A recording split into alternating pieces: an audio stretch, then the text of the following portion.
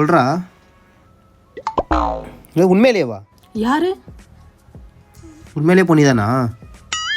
யாரா பொன்னி? எனக்கு துரோகம் பண்றியா? டேய் ஒரு நிமிஷம் இருடா. லூசே, பொன்னின்றது பொண்ணு கிடையாது, அது ஒரு அரிசி.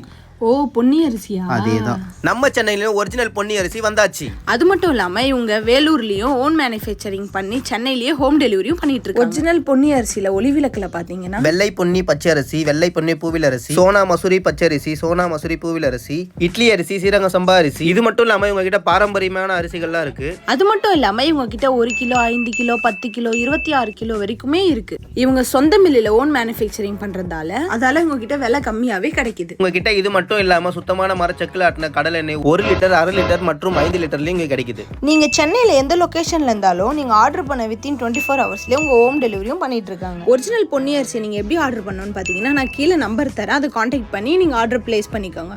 ஓகே, பாய்.